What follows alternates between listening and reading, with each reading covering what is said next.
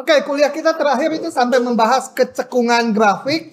Jadi kalau turunan duanya negatif, cekung ke bawah. Kalau turunan duanya positif, cekung ke atas. Tempat di mana terjadinya perubahan kecekungan itu disebut titik belok. Tapi diingat, titik belok itu harus berada di daerah definisi dulu. Nah, contohnya udah, ini nanti akan dipakai terus sampai menggambar grafik. Saya lanjutkan dulu ke bahan berikutnya, yaitu ini. Nah, di depan kita udah membahas pengujian ekstrim lokal, maksimum minimum lokal, menggunakan turunan pertama ya.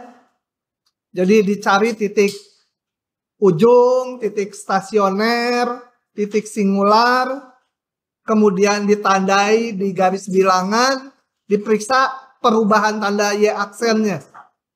Kalau berubah Y aksennya dari min ke plus, di kiri kanan titik kritisnya, dari min ke plus berarti turun kemudian naik. Berarti ada titik minimum lokal. Kalau berubah plus ke min, grafiknya naik kemudian turun. Ada maksimum lokal.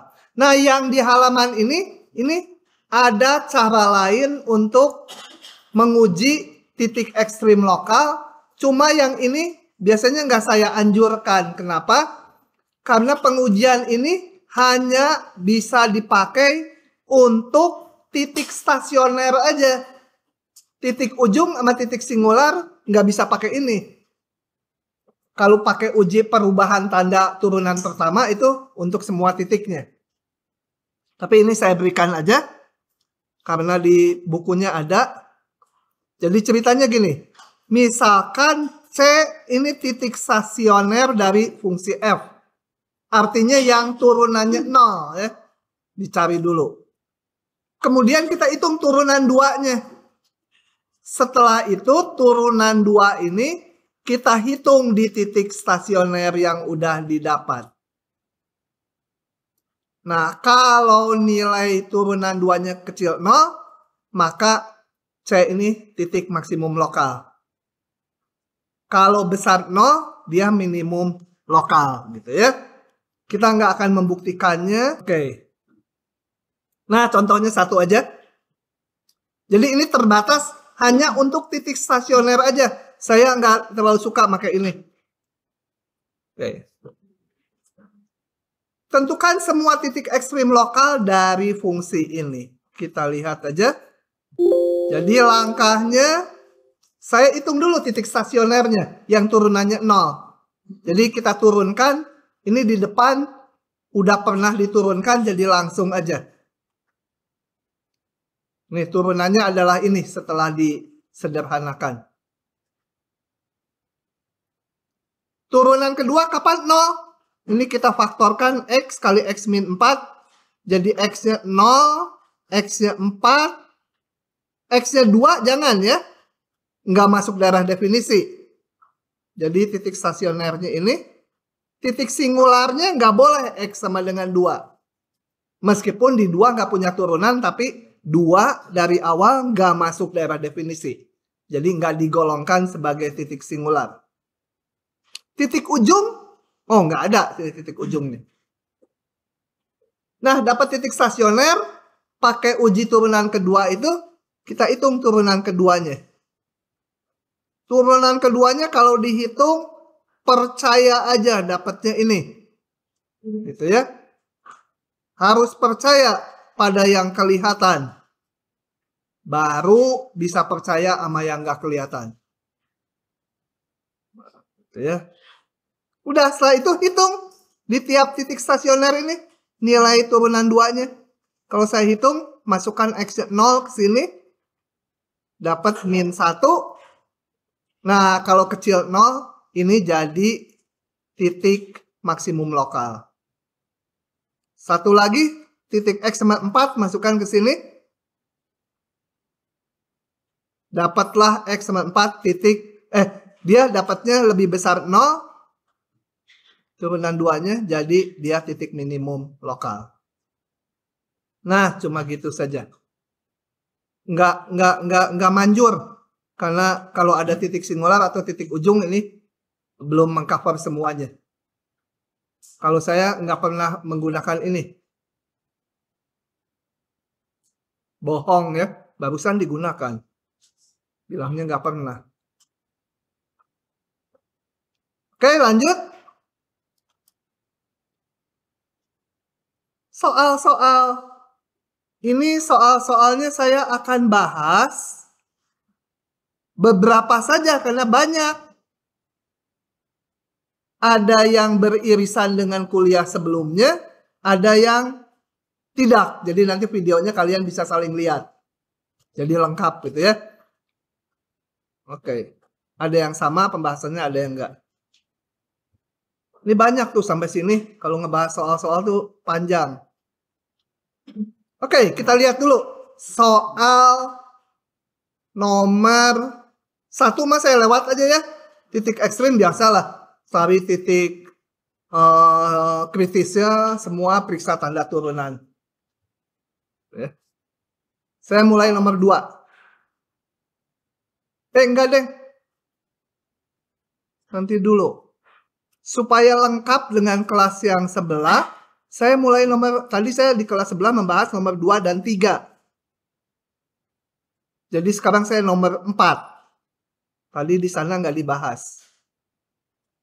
Nah ini, soal-soal ini sebenarnya pasal yang namanya optimasi, mengoptimumkan. Contohnya, ini. Kita mau mencari supaya ukurannya sebesar mungkin, volumenya. Jadi memaksimumkan volume. Nanti mungkin soal lain ada meminimumkan. Oke, nomor 4 saya bahas.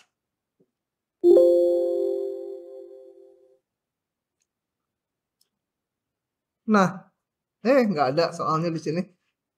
Tentukan ukuran sebuah tabung lingkaran tegak, silinder ya. Tabung lingkaran tegak tuh silinder yang volumenya sebesar mungkin yang dapat ditempatkan dalam sebuah kerucut yang tingginya A, jari-jari alasnya B. Jadi ada kerucut, jari-jari alasnya B, tingginya A. Nah di dalamnya bikin silinder. Gitu ya. Dibikinlah silinder. Kalau supaya maksimum, pasti ujung-ujung silinder ini menyentuh ujung dari kerucut ya. Kalau masih di dalamnya kan masih bisa digedein lagi. Oke. Nah, berapa jari-jari silinder dan tinggi silindernya supaya volumenya maksimum? Kalau volume kerucut sih udah fix ya, udah tetap. Nah, untuk itu hitung aja volumenya. Volume yang mau dimaksimumkan ya. Jadi belum ada notasinya, saya kasih notasi. Ini. Misalkan jari-jarinya R, ini yang merah R. Kebaca nggak tuh? Tuh R tuh. Tuh R ya. R, ininya H. Karena saya mau ngitung volumenya, jadi saya kasih notasi. Oke. Volumenya. Oh ya, dicari ukurannya ya. Berapa ukurannya supaya volumenya maksimum. Saya hitung. Volumenya adalah tabung adalah luas lingkaran ini PR kuadrat kali tinggi. Nah, kita lihat berapa jari-jari terkecil dan jari-jari terbesar. Jari-jari R-nya terkecil kalau silindernya tegak ini aja nih satu garis. Jari-jarinya 0, tingginya setinggi A. Setinggi A, jari-jarinya 0. Jadi R-nya 0, paling kecil. Paling gede jari-jarinya kalau silindernya alas ini. Tingginya 0, jari-jarinya B. Gitu ya. Demikian juga tinggi silindernya. Tinggi silinder paling tinggi setinggi ini, A. Kalau jari-jarinya 0. Atau paling kecil kalau silindernya alasnya ini, H-nya 0. sampai A. Nah, ini kita lihat kalau R-nya berubah, H-nya juga berubah. Dua-duanya variabel. Kita belum belajar cara mencari maksimum dari fungsi yang variabelnya 2. Jadi harus diubah jadi satu variabel. Karena dua-duanya berubah. Kalau satu berubah, yang lain berubah. Jadi harus dicari hubungan R dengan A. Pakailah Pitagoras supaya nanti salah satu bisa dieliminasi ya. R dibagi B sama dengan apa ini? Hah?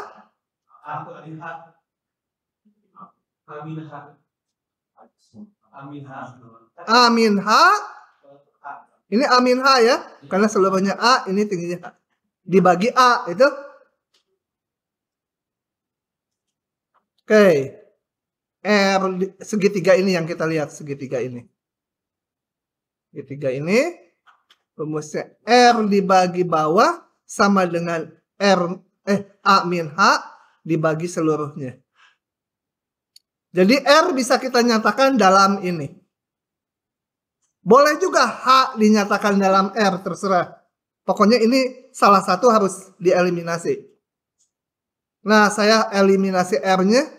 Digantikan ini sehingga volume, percaya aja lah ini ngitungnya ya. Nah, ketemunya ini. Jadi fungsinya dalam H gitu ya. Oke.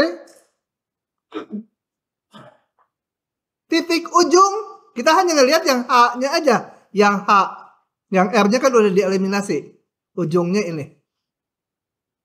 Oh ya, kita mau ngapain? Setelah ada fungsinya, ya saya akan mencari ukuran H, berapa sih H ini, supaya ini maksimum. Ya, udah cari titik-titik kritisnya, titik ujung, titik stasioner yang turunannya 0, titik singular yang turunannya nggak ada. Titik ujung ini. Cari sekarang turunannya terhadap H. Nah, ininya udah nggak usah disalin lah, kan nurunin ini bisa lah. Oke, setelah disederhanakan jadi ini, belakang terbaca nggak? Kalau nggak kebaca masih ada tempat duduk di depan, banyak. Cari yang turunannya 0. Yaitu H-nya sama dengan A atau H-nya sepertiga A ya. H sama dengan A udah kepakai di titik ujung. Jadi nggak usah di sini. H sama dengan A ini kan 0 juga. Tapi udah. H sama A udah termasuk titik ujung. Nggak usah lagi. Titik singular, kita lihat ini polinom. A dan B-nya konstanta. Jadi, polinom selalu punya turunan. Titik singular nggak ada. Nah, selanjutnya periksa tanda turunannya ini. Turunan dari V. Tandai dulu semua titik kritisnya. Ujung, titik stasioner. Nah.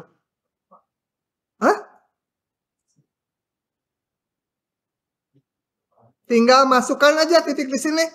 Katakan A/4. A/4 ya lumayan ngitungnya. Masukkan ke sini. Ketemu positif. Masukkan aja di sini misalkan berapa? Nggak tahu. A/2 itu ya. A/2 masukkan ke sini. Ketemu negatif. Ya.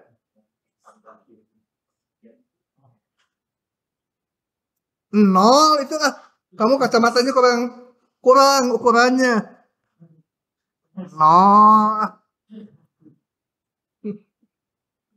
Nol ya, nol.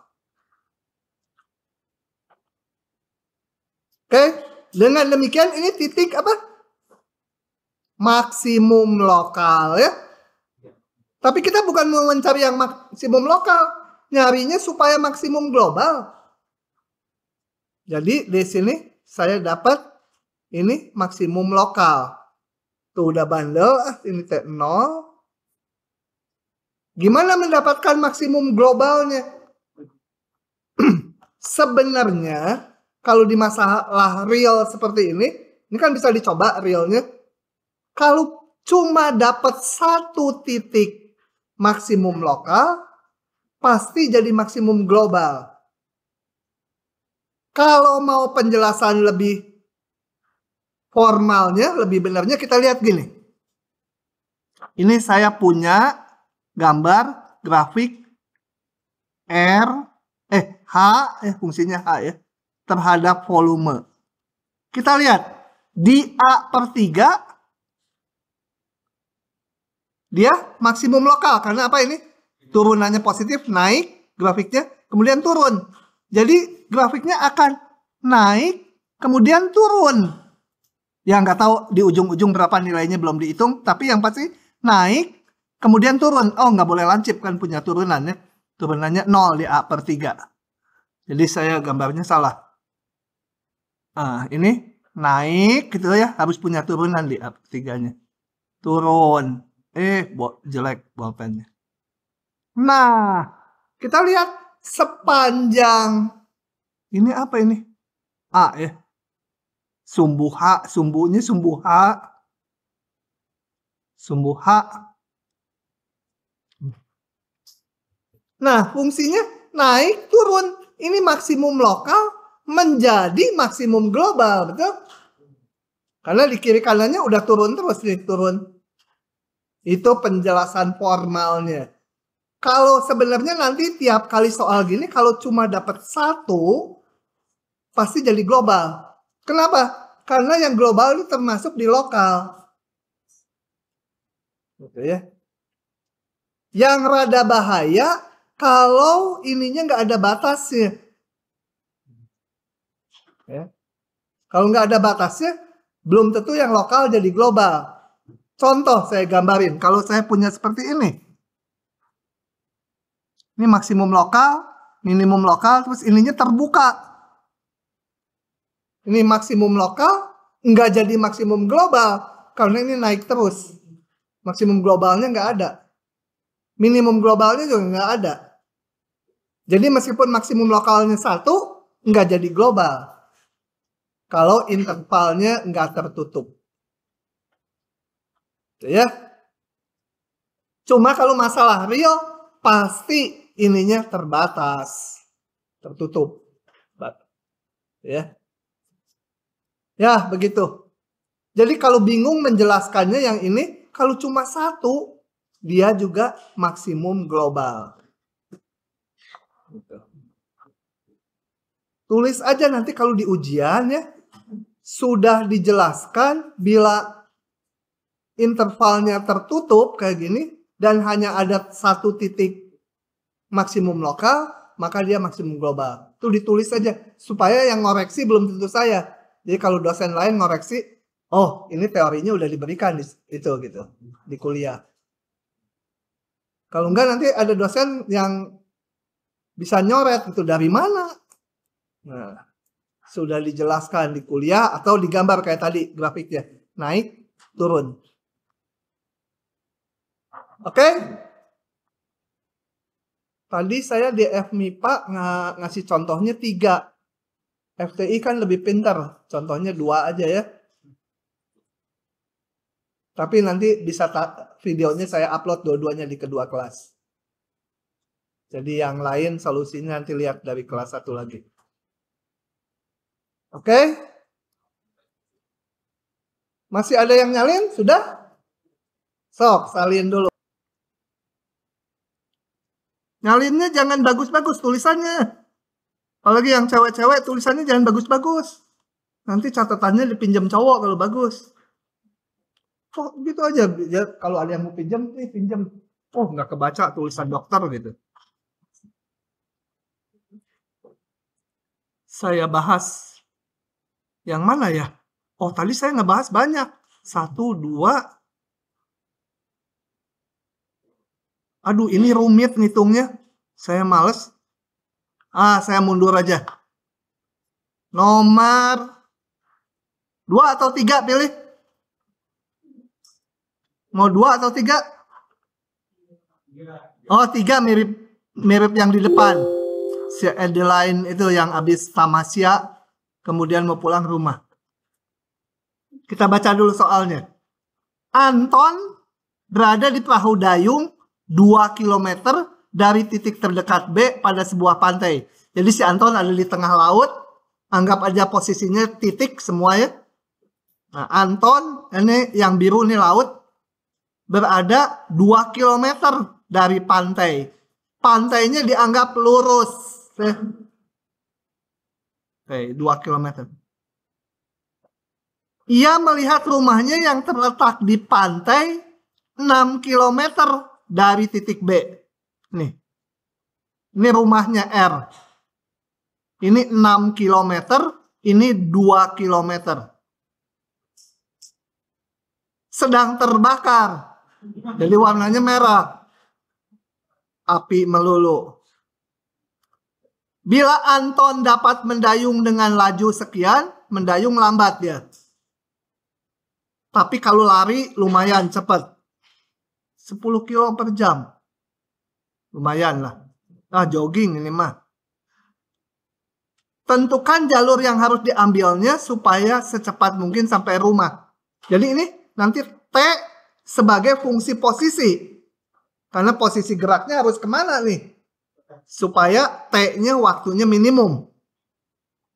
Oke, kemungkinan dia gerak. Bisa aja gerak gini. Dayung terus sampai rumah. Tapi kecepatannya cuma 6 km per jam. Atau dia ke sini dulu. 2 km dengan kecepatannya 6 kilo mendayungnya.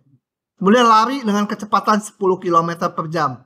Sepanjang tadi ini 6 km ya.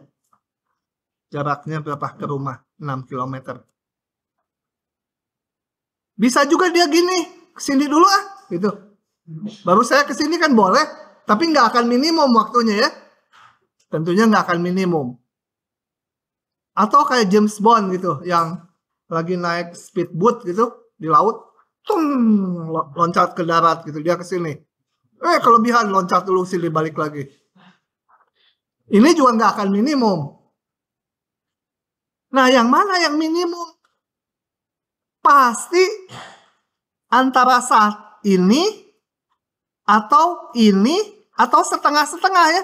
Dayung ke sini, lari ke sini, betul? Nah, untuk itu dilihatlah masalah ini dengan kondisinya seperti ini. Dia gerak dulu ke D. Belum tahu D-nya di mana. Baru nanti lari dia. Ada kemungkinan D-nya berimpit dengan B. Jadi ke sini, kemudian ke sana. Atau D-nya berimpit dengan R.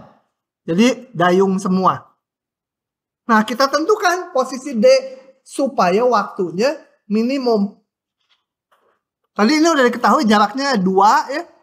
Ini 6. Nah, kita cari aja posisi D di mana. Gimana nyarinya? Ya, munculkan notasi. Saya misalkan BD ini X. Ini saya misalkan X nih. Saya akan menentukan X supaya waktu tempuhnya minimum, betul? Bangun, Leng. Tidur di sini, Leng. Tidur ya? Hah? Enggak. Jadi dicari berapa X-nya supaya waktunya minimum. Jadi saya harus memunculkan waktu sebagai fungsi dari X. Fungsinya tuh si waktu, variabel bebasnya X. Oke, kita lihat. Nah, ini saya notasikan X menjadi ini 6 kurang X karena jarak BR itu 6. Ini tadi 2. Saya hitung aja sekarang waktunya. Waktu tempuhnya dari A ke D berarti waktu tempuhnya adalah jarak AD dibagi kecepatan mendayung tadi berapa? 6. AD dibagi 6 ditambah DR dibagi 10, betul? Jarak dibagi kecepatan karena konstan dia. Lari sekencang-kencangnya dia cuma 10 km per jam. Nah, AD saya mau rumuskan dulu dalam X, yaitu ini 2 kuadrat tambah X kuadrat. Waktu tempuh AD dibagi 6 ditambah DR dibagi 10. AD-nya tadi udah ada, DR-nya itu 6 min X. Sederhanakan menjadi ini. Nah, kita lihat kalau dia menempuh ABR berarti X-nya 0. Kalau dia menempuh AR berarti X-nya 6 ya. Posisi D-nya ke sini. Jadi ada batasan ini. Udah ada fungsinya, carilah supaya T-nya minimum. Kayak tadi, cari titik ujung, cari titik stasioner, cari titik singular, gambar di garis bilangan, periksa turunannya, tanda turunannya. Oke, ujung stasioner, turunkan ya, ini agak rumit. Percaya saja kalau diturunkan jadi ini. Kapan dia 0? Kalau yang atasnya 0 ya, yang bawahnya kan selalu positif tuh. Atasnya 0, percaya saja dengan hati gembira bahwa kalau dihitung X-nya gini. Di ujian nggak akan rumit-rumit gini lah. Paling lebih rumit atau lebih gampang. Singular nggak ada, kita lihat di turunannya selalu ada berapapun X-nya. Periksa garis bilangan, pasang titik-titik kritisnya. Ujung, stasioner, periksa tanda turunan, ambil X-nya misalkan di sini 1, di sini ambil X-nya 5, itu. Jadi ini titik apa?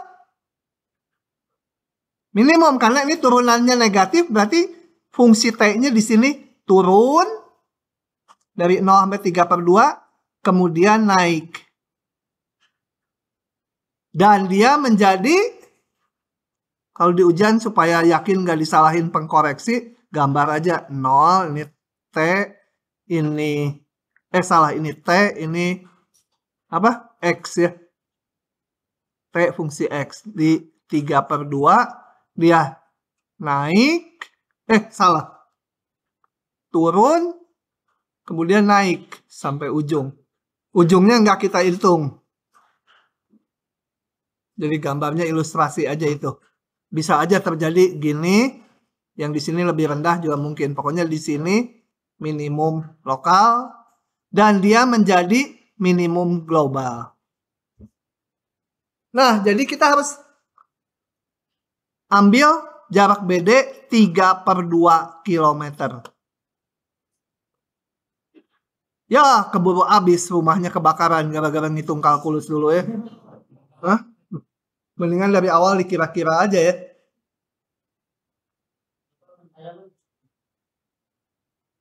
Lanjut lagi ya. Satu lagi. Mau yang mana ya? Ini ya yang susah ya.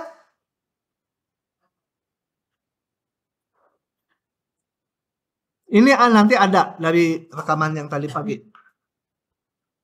Coba, prinsip Fermat. Prinsip Fermat dalam optik mengatakan bahwa cahaya melintas dari titik A sampai ke titik B selalu mengikuti melintas supaya jalurnya memerlukan waktu sesingkat mungkin. Ya, itu percaya aja ya di fisika bahwa kalau cahaya bergerak dari A ke B, waktunya akan sesingkat mungkin dia nyari jalur. Nah, ini ada dua medium nih. Katakan ini udara, ini air gitu bawahnya. Yang kuning udara yang banyak polusinya kayak Jakarta. Ini yang air segar. Nah, misalkan cahaya melintas di medium 1 dengan kecepatan C1, di medium kedua dengan kecepatan C2. Nggak penting mana yang lebih besar kecepatannya ya, tergantung medianya ya. Kalau ini oli itu, ini air, ya di sini mungkin lebih cepat gitu ya. Kalau ini air, ini udara, ya di udara mungkin lebih cepat. Nah, berdasarkan prinsip Fermat bahwa waktunya harus minimum tadi. perlihatkan bahwa ada hubungan ini. Gimana gitu ya? Dulu saya waktu bikin soal ini bingung loh. Nggak ada waktu itu solusinya di buku. Padahal mah kuncinya ya udah hitung aja waktunya supaya minimum. Munculkan fungsi waktu, minimum kan kayak tadi. Coba kita lihat. Nanti ini termasuk soal susahnya ya, yang gini termasuk soal yang susah. Nah, misalkan saya apa ini? X-nya kok kecil? Oh, dari A ke X ke B gitu ya. Kan dia bisa macam-macam, bisa A ke sini, ke sini. Bisa dia ke sana, kemudian ke sini ya. Itu cahayanya bodoh. Ke sana dulu, terus masuk air ke sini. Waktu tempuhnya adalah kecepatan cahaya di satu medium konstan. Jadi waktu tempuhnya adalah panjang AX dibagi kecepatan di udara tadi C1 ditambah panjang XB dibagi kecepatan di medium 2 tadi C2. Nggak ada angkanya nih fungsinya. Oke, biarin aja. Nah, oke, saya masukkan ya. Saya masukkan ini waktunya AX mana? AX sama dengan, oh ya tinggi ini harus diketahui ya. Tinggi ini tempat cahaya, dari sini harus tahu. Tinggi ini harus tahu, tentunya titik B juga posisinya harus tahu. Jadi ini A, B, dan jarak ini harus diketahui. Kalau enggak ya kemana-mana soalnya. Oke. AX itu pakai Pitagoras sama dengan OX ditambah OA. Mana? Kok jadi ini? Oh ya, A kuadrat itu OA. Ini OX ya. Sebut ini O itu pusat koordinatnya saya ambil di sini. Ini jadi panjangnya sepanjang X. Demikian juga XB sama dengan ini kuadrat tambah ini kuadrat. Nah, kalau ini jaraknya dari O sampai D, ini OD. Jadi ini berapa? OD min atau posisi D dikurangi X. Yang ininya B. Nah, ini A, B, D itu kan konstanta. A, ini tinggi ini. B ini kedalamannya dan ini jarak ini konstanta. Jadi ini udah fungsi dari X. C1, C2 konstanta. Nah, katanya akan minimum. Jalurnya akan dipilih supaya T-nya minimum. Ya kita cari titik minimumnya. Titik ujung, titik stasioner saya hitung. Titik stasioner. Ini diturunkan. Udah males bacanya juga ya. Percaya aja ya kalau ini diturunkan jadi ini. Turunkan terhadap X.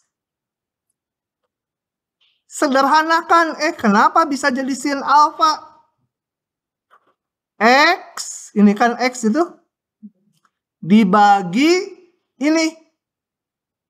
A kuadrat tambah X kuadrat tuh ini. Sisi miring. Jadi sama dengan. Salah. Gimana? Oh, ngelihatnya ini ya. Ini dibagi sisi miring sama dengan sin alfa. Yang ini, nggak tahu gimana, pokoknya sin beta. Ya, sendirilah geometri gini. T aksen harus dinolkan kan? Untuk cari titik stasioner. T aksen 0. Kalau 0 berarti hubungannya ini atau ini.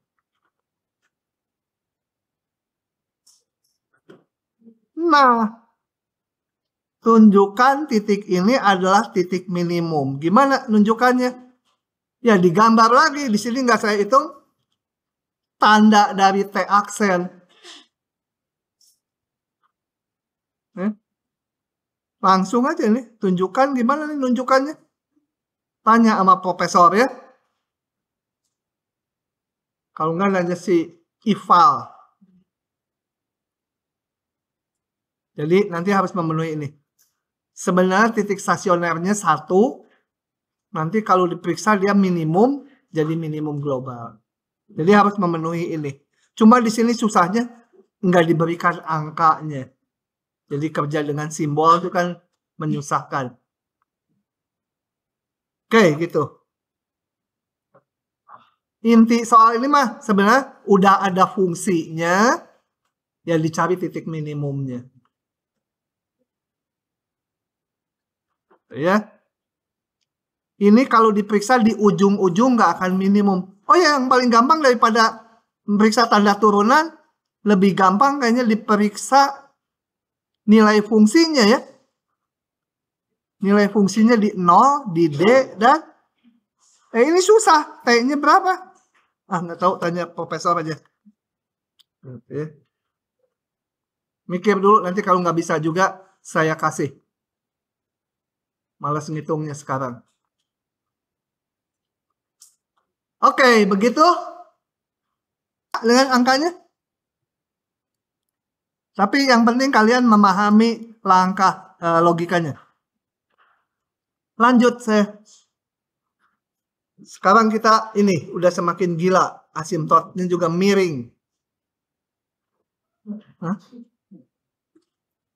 Saya akan jelaskan dulu secara manual ya. Pemahaman asimptot miring. Gini. Asimptot tegak dulu.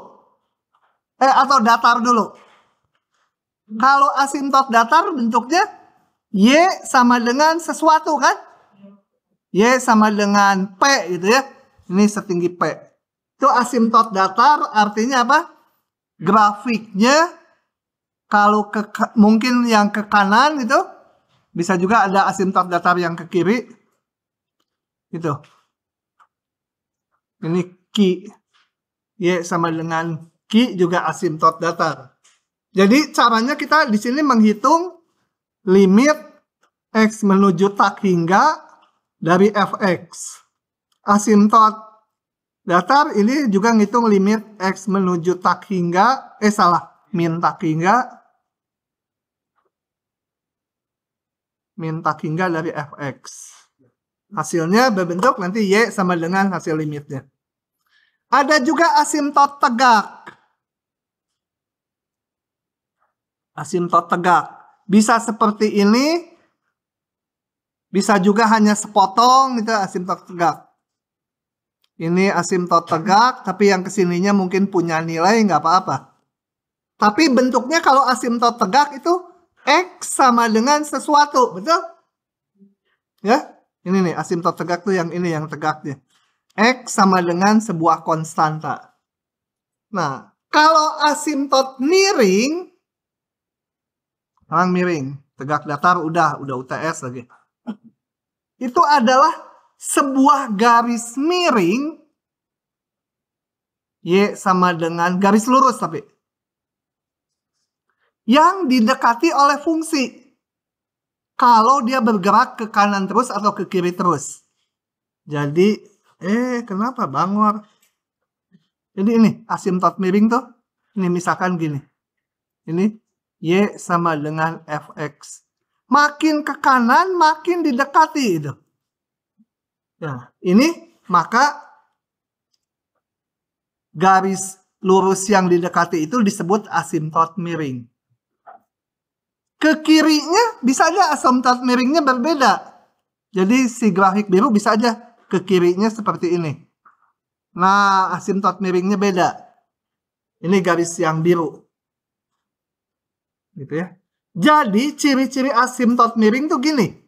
Limit X menuju tak hingga dari fungsi semula dikurangi Y dari si garis lurus.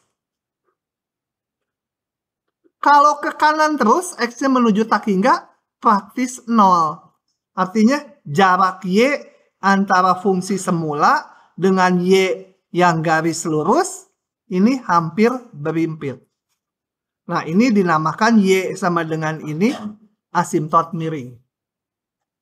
Ya, kita lihat di teorinya sekarang. Gitu. Garis Y sama yang hijau sama dengan A2X tambah B2 disebut asimtot miring bila ini limit X menuju tak hingga, ini harusnya AX. A2 ya. Susah nulisnya. A2X ditambah B2. Ini A1, B1. Sini. Nah, bagaimana cara menghitung asimtot miringnya? Kita lihat sekarang. Saya tulis lagi karena di sini nggak ada. Jadi, Y sama dengan AX tambah B. Untuk yang tak hingga ya. Yang min tak hingga ya dihitung dengan cara sama. Asimtot miring untuk X menuju tak hingga. Yang harus kita tentukan adalah A dan B-nya. Supaya persamaan garisnya dapat. Persamaan asimtotnya. Tadi menurut definisinya berarti limit asimtot miring dari fx gitu ya. Berarti limit x menuju tak hingga dari fx, ini y-nya si grafik, dikurangi y-nya si garis lurus, itu harus jadi 0. Makin ke kanan, makin berdekatan. Saya hitung sekarang, mau tanya saya. Kalau itu 0, ini berapa? Berapa? Hah? Ini asimtot miring. Berarti dia memenuhi hubungan ini. A dan B-nya masih dicari, belum tahu. Tapi kalau ini limitnya 0, yang bawah limitnya berapa? Hah? Val? Ini berapa limitnya? Hah? Loh, kok bisa jadi tak hingga? Saya punya duit 0. Dibagiin ke tak hingga orang. Makin 0, makin bangkrut saya. Tuh, punya 0 dibagi ke tak hingga banyaknya. Ya, lebih 0 lagi kan? Ya. 0 dibagi tak hingga. Bilangan sejuta aja dibagi tak hingga 0. Apalagi 0 dibagi tak hingga. Makin 0 makin bangkrut kita. Nah, dari situ saya hitung. Ini kita mau mencari A dan B-nya ya.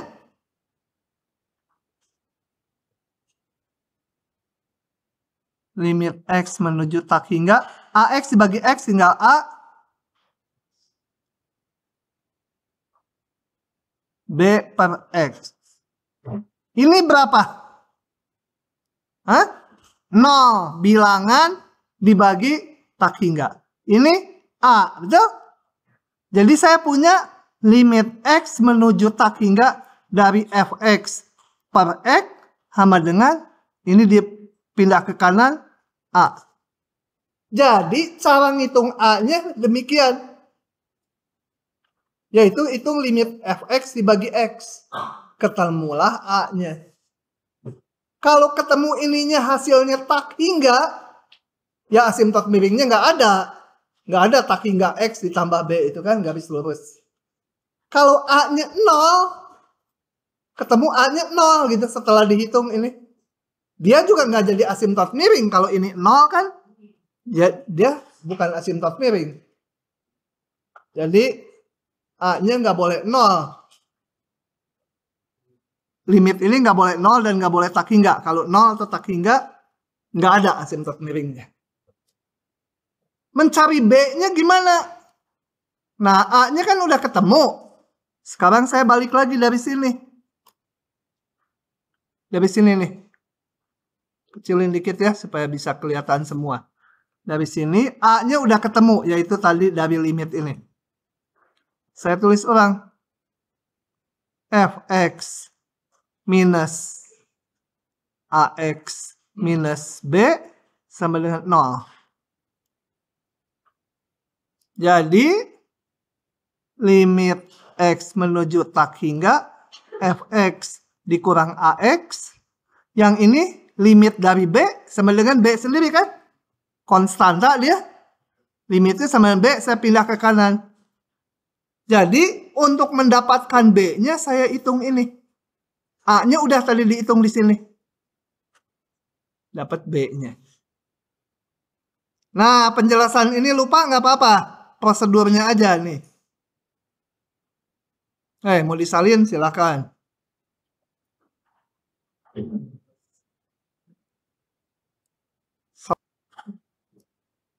Jadi prosedurnya ngitung A tuh ini. Ini ngitung A.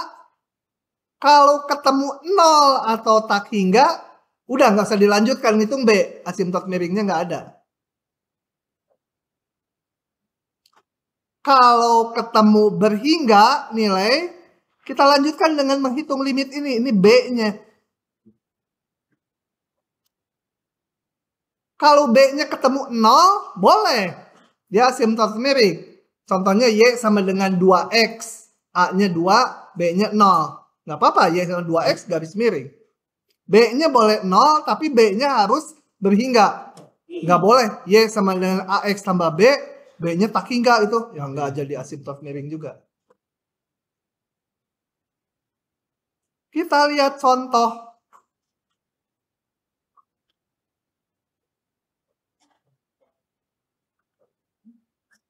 Oke, kalau mau disalin, kita lihat contoh soalnya.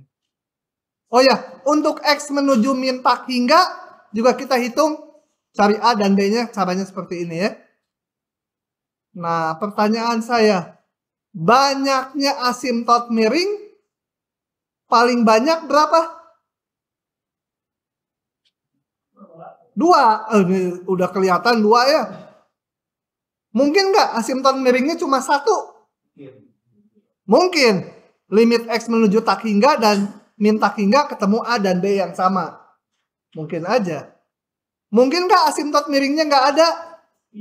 Mungkin kalau Y sama X kuadrat aja nggak punya asimtot miring. Pinggirnya kan membuka terus. Nggak menuju garis lurus. Jadi asimtot miring paling banyak 2. Asimtot datar paling banyak berapa? 2. Karena limit menuju tak hingga dan min tak hingga. Asimtot tegak paling banyak berapa? Bisa banyak sekali ya. Di sini tak hingga, di sebelah sini mungkin min tak hingga, di sana ada tak hingga lagi. Oke. Lanjut. Nah, ini kembali ke soal yang lalu. Kita udah menghitung titik kemonotonannya di depan. Kalau lupa lihat lagi, maksimum minimum lokalnya udah, kecekungannya udah, titik baliknya udah. Sekarang mau ngitung semua asimtot dari ini, setelah itu mau kita gambar. Nah, kita lihat ya. Klik. Nggak mau klik. Klik dulu tangannya. Klik. Nah, mau dia. Mencari asimtot, apa dulu? Saya lupa. Tegak. Asimtot tegak harus ditebak dulu. Di X sama dengan berapa? 2. Hitung limit kiri kanan ya. Kalau tegak. Limit kirinya. 2 dari kiri. Ini. 2 dari kiri. Kita lihat. Bawahnya 0, atasnya 0 juga ya. Enggak, atasnya berapa? 4 ya. Nah, bilangan yang bukan 0 dibagi 0. Pasti jadi tak hingga kalau limit sepihak. Tinggal tandanya.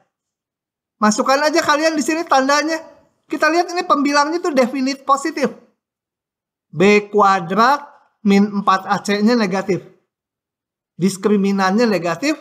Jadi ini selalu positif nilainya ya.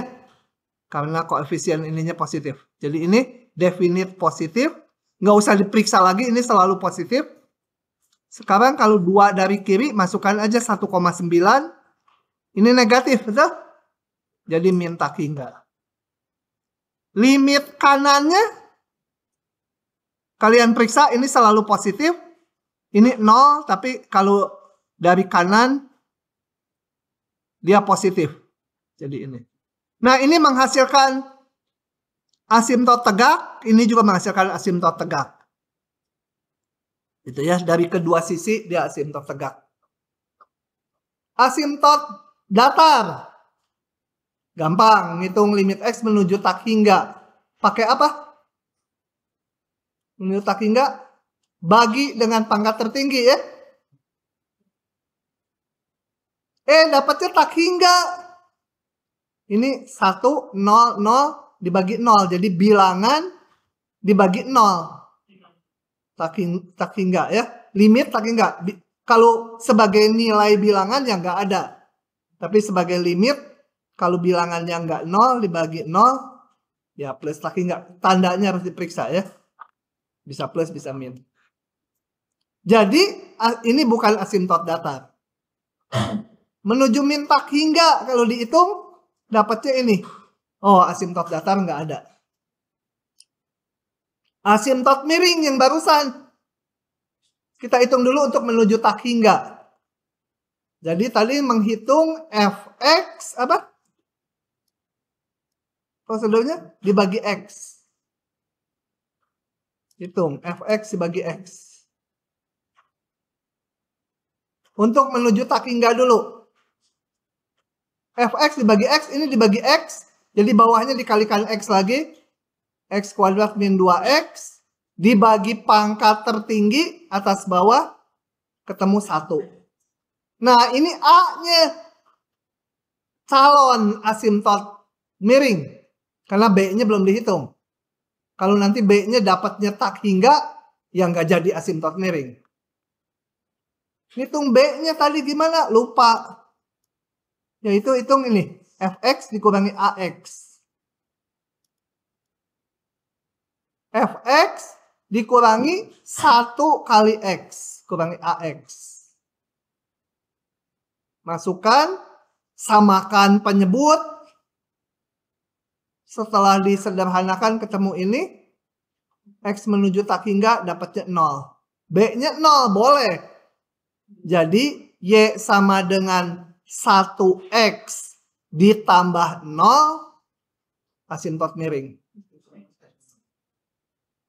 Ya, Y sama dengan 1X ditambah 0 atau Y sama X.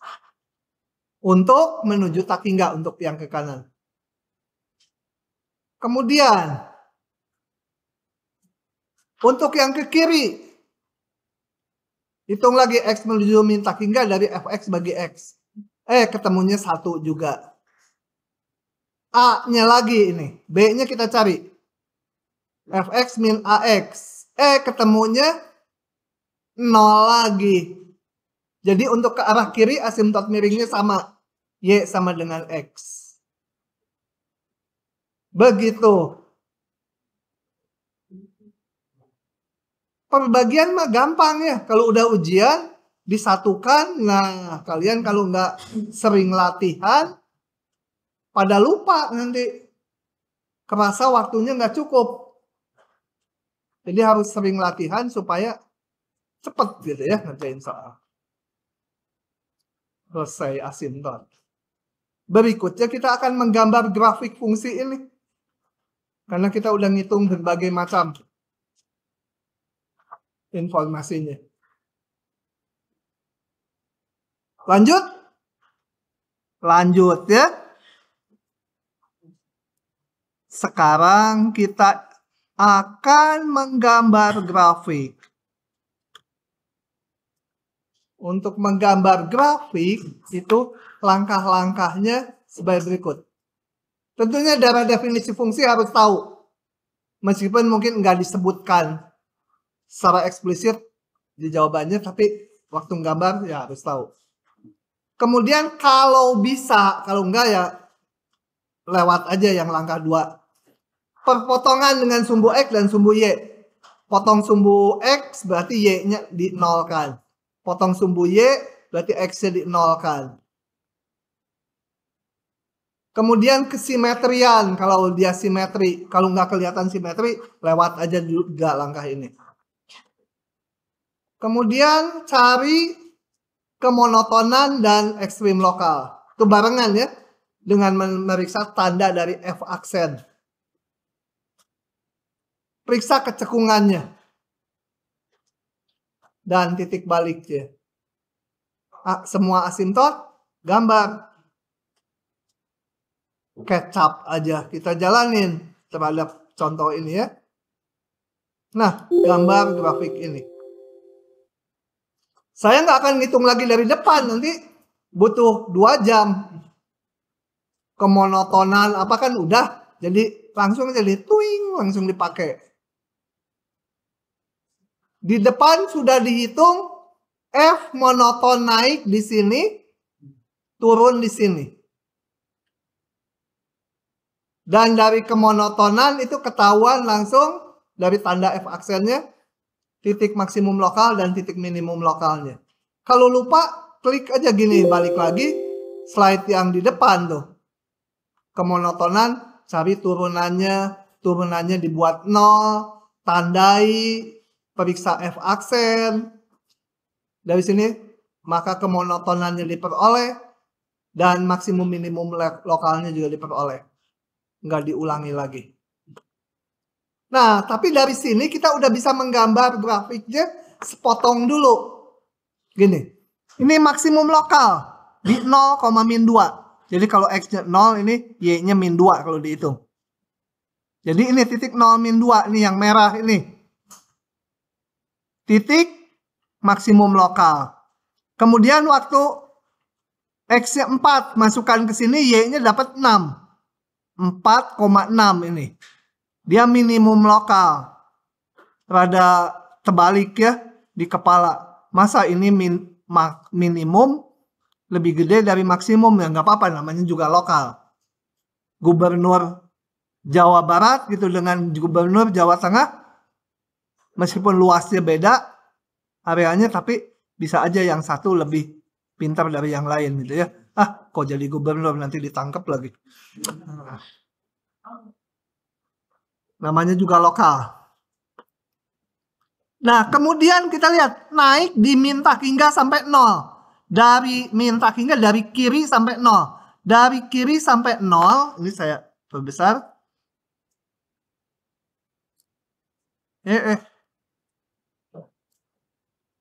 Min tak hingga sampai 0, dari kiri sampai 0 dia naik. Ya nggak tahu ini bentuknya gimana, pokoknya naik. Kemudian kalau dibaca lagi di kirinya, dari mana naik? Lanjut dari 0 dulu, min tak hingga 0, kemudian 0 sampai 2 turun. Nah, 0 X-nya sampai 2, dia turun. Nggak tahu kecekungannya, belum diuji, pokoknya turun. Kemudian lagi dari 2, mana 2? 2 sampai 4 turun. Ada di atasnya. Nah ini, dari X-nya 2 sampai X-nya 4 turun, dan satunya lagi naik. Oke, kita lanjut supaya grafiknya lebih bagus. Kecekungannya udah diuji juga nih. Jadi tadi setelah ini tahu naik, ini turun, kita lihat cekung ke atas di min tak hingga sampai 2. Ini salah ya? Ini yang ke atas ya? Terbalik. Ke bawah ini. Ini ke atas. Coba kita lihat, ini ada pengujiannya yang di depan ini. Saya klik, keluar lagi yang depan. Cekungannya. Tuh, ke bawah kan? Ke bawah. Yang di kanan 2 ke atas. Nih, ke bawah. Jadi tadi ini naik, ini turun, tapi harus cekung ke bawah. Ya ini naik, cekung ke bawah, seperti ini. Turun, cekung ke bawah juga ini. Yang di sini tadi harus turun, naik, tapi cekung ke atas. Jadilah gitu. Nah, Asimptotnya tadi udah dihitung. Ada asimptot tegak di X sama dengan 2. Ini tegak. Ada asimptot miring Y sama dengan X tadi. Asimptot miring. Jadi ini menuju Y sama dengan X. Yang ke kirinya juga Y sama X. Jadilah grafiknya bagus gitu. Ya. Begitulah menggambar grafik. Kita ulangi dari awal. Melalui kemonotonan. Melalui turunan pertama kita dapat kemonotonan dan titik maksimum minimum lokal. Dapat 1 tuing. Melalui turunan 2 dapat kecekungannya. Tuing lagi. Tuing. Tuing. Jadilah grafiknya ya. Begitulah menggambar grafik canggih. Oke? Lanjut lagi buru-buru nih saya. Sudah nyalinnya? Sudah. Sekarang belum, anggapnya sudah.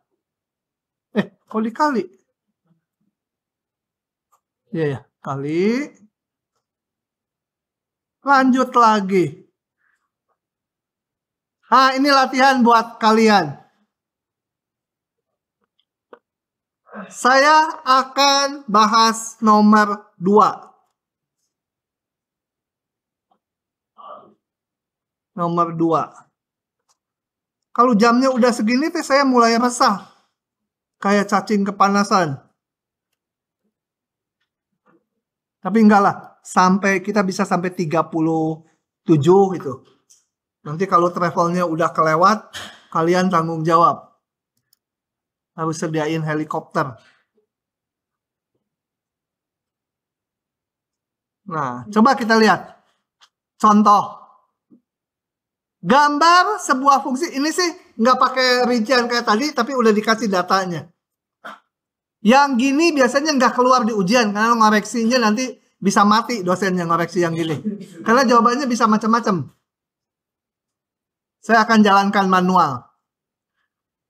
Ini pertanyaannya gambar sebuah grafik yang memenuhi semua kriteria ini. Jadi jangan ini satu grafik, ini satu grafik, ini satu grafik. Jangan ya. Soalnya dulu di ujian ada yang kayak gitu. Pertanyaannya kayak gini, dia bikin 6 grafik. Jadi gampang. Karena masing-masing saling terpisah. Ini enggak semuanya. Kembali kayak yang lalu gambarnya. Kita gambar 1 per 1 syaratnya dimasukkan. Oke, ini X, ini Y. Continue di seluruh R. Ya udah gambar aja fungsi continue seluruh R gitu kan. Beres. Nah. Kemudian diperbaiki. F2 min 3. F2 min 3. Saya warnai pakai yang biru. Mudah. F2 di 2 min 3. 1, 2, ada 6 ya. 3, 4, 5, 6. Di 2 min 3. 1, 2, 3. Jadi harus melalui titik ini, betul? Ya. Dan F6 1 di 6 1. Ya. Jadi harus melalui 2 titik itu. Maka gambar semula saya perbaiki menjadi ini. Harus ke sini, harus ke sana. Yang ini dihapus. Twing. Nah, syarat A dan B dipenuhi. Syarat C, turunan di 2, 0. Ini ada turunannya 0. Berarti harus diperbaiki lagi kan? Kalau turunannya 0 tuh datar ya. Datar. Saya bikin datar. Gantilah dengan ini. Macam-macam datar tuh ya. Kemudian di sini turunannya di 6, 3. Kalau 3 tuh kan kira-kira sejajar dengan Y sama 3X gitu ya. Ini Y sama dengan 3X. Kemiringannya 3, agak curam. Jadi kalau saya gambar kemiringannya di sini harus agak tegak gitu, betul? Di sini kemiringannya harus 0. Ini kurang bagus jadi yang barusan hijau. Ini kurang. Bikinlah yang turunannya di situ 0. Gitulah. Pokoknya hampir 0. Ini sembarang aja kesananya. Ini, warnanya jelek. Ganti warna dulu. Warna apa? Coklat. Di sini turunannya 0. Gitu kan? 0 tuh. Yang di sini turunannya hampir 3. Gitulah. Bodoh pisan. Benar juga guru SD saya ngasih nilai 5 ya. Ini bisa sejam ngegambar ginian. Ya pokoknya ini kira-kira garis singgungnya harus 3 di situ. Gitu? Yang ini dihapus ya. Betul? Nah, A, B, C terpenuhi. Yang D, turunannya positif. Berarti monoton naik tuh. Untuk X tidak sama dengan 2. Oh, yang bukan 2, turunannya selalu harus positif nih. Berarti harus naik terus kan? Berarti yang sini harus diperbaiki. Yang ini nggak apa-apa, udah naik. Saya perbaiki. Jadi warna apa? Biru. Ini udah oke. Yang ini harus. Nah, mirip-mirip Y sama dengan X pangkat 3 gitu kan? Tapi turunannya di situ 0. Nah, ini dihapus. Twing. Gitu? Tuh, kita main HP pengen disita. Syarat ini terpenuhi. Turunan 2-nya di 6, 0. Kalau turunan 2, 0, apakah dia titik belok? Belum tentu. Kalau titik belok itu di kiri kanannya harus berubah tanda. Susah ngegambar ini nanti, sebentar. Turunan 2-nya yang ini dulu aja. Besar 0 di antara 2 sampai 6. Artinya apa ini? Cekung ke atas. Udah betul cekung ke atas kan? Turunan 1-nya 3, turunan 2-nya harus 0. Udah aja saya ganti cekung ke atas terus cekung ke bawah. Yang daerah sini. Jadi dia ini udah dipakai. Yang ini jadi tadinya cekung ke atas terus cekung ke bawah. Ya. Oke.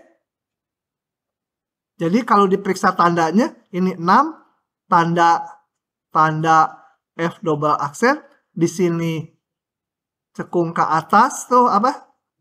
Plus, di sini min kan? Di sini pas 0 kan turunannya? Turunan keduanya. Turunan ke satunya mah 3.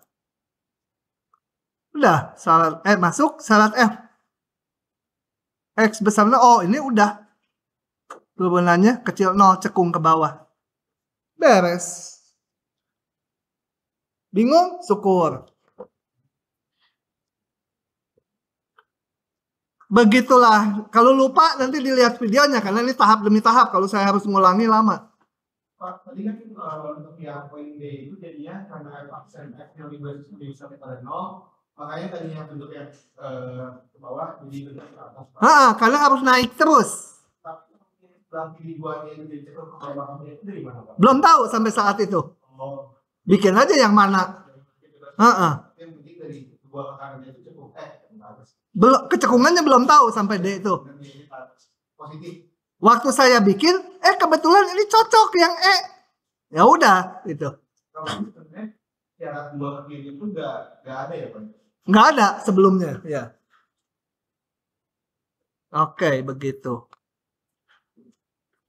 Lanjut lagi. Sedikit lagi. 1 halaman setengah lagi. Cukuplah 7 menit, 8 menit. Kita pindah topik. Menggambar grafik itu berarti serentetan dari mulai kemonotonan, maksimum minimum lokal, sampai asimtot miring. Itu menggambar grafik. Si total, kotak-kotak, kamu sampai ini ya, sedih gitu mukanya. Lupa semua gitu, Kadang-kadang kalau belajar matematik kan udah banyak gitu. Iya. Yang depan udah lupa lagi gitu. Itu ciri-ciri kurang latihan. Ya. Oke, saya lanjut. Renata tuh asisten saya dulu dari fisika teknik. 4 tahun dia jadi asisten. Tingkat 2, 3, 4, 3 tahun. 6 semester. Berangkat pukul 6 dari Bandung ke Jakarta dan sampai pukul 8. Anggap Bandung Jakarta titik ke titik dan jalannya lurus terus. Jalan tol dari titik di Bandung sampai Jakarta tol terus. Jaraknya segini. Menurut Renata, speedometer kendaraannya selalu menunjukkan angka speedometer kecepatannya ya. Jadi lajunya selalu di bawah 60 km per jam. Nggak mungkin kan ya? Kalau 60 km terus aja, pas-pasan. Ini katanya selalu di bawah ini. Nah, nggak mungkin. Gimana menunjukkannya? Tunjukkan speedometer tersebut sudah tidak akurat. Atau si Renata bohong. Atau dia ngamatinya pas di bawah 60 aja. Tiap ada belokan susah, dia baru ngamati. Oh, pelan. Oke, ini kita tunda. Sekarang teorinya dulu. Karena teorinya ringkas, saya bahas sekarang. Coba, perhatikan fungsi kontinu ini, yang biru. Kontinu nyambung berarti ya. Sepanjang interval tutup. Harus interval tutup. Dan turunannya ada sepanjang interval buka ini. Di interval bukanya turunannya ada. Artinya nggak boleh ada yang tajam di dalamnya ya. Tajam atau discontinue nggak boleh. Karena punya turunan. Kemudian saya hubungkan titik P dan Q ujung-ujungnya. Nih, bikin tali busur PQ. Kemiringannya adalah garis lurus kemiringannya beda Y dibagi beda X. Tinggi titik Q itu FB dikurangi tinggi titik P yaitu FA dibagi beda X ya, B kurang A. Lupa ini? Balik lagi ke tahun depan, balik lagi kalau ini lupa. Di Nangor lagi. Kampus yang. Nah, kemudian kita lihat. Ini kemiringan garis PQ. Nah, teoremanya nanti mengatakan bahwa ada titik di grafik ini. Ada titik C di antara AB. Yang kemiringan garis singgungnya sejajar dengan ini. Gitu. Ada titik C. Sehingga di C, FC atau di titik R ini kemiringannya sama dengan kemiringan garis PQ atau dia sejajar. Gitu ya. Dijamin ada titik C yang begitu. Nah, teoremanya jadi teoremanya yang di bawahnya kalau dia kontinu punya turunan maka ada titik C sehingga turunan di titik C, FC atau titik R sama dengan kemiringan ini. Kemiringan ini tadi adalah ini. Oke ya. Titik C-nya bisa lebih dari 1. Misalkan ini, grafiknya gini. Ini AB-nya di sini A, ini B. Saya hubungkan ujung-ujungnya. Garis yang ini ungu. Mana titik C-nya? Yang garis singgungnya sejajar dengan ini. Ya bisa di sini. Bisa di sini. Bisa di sini.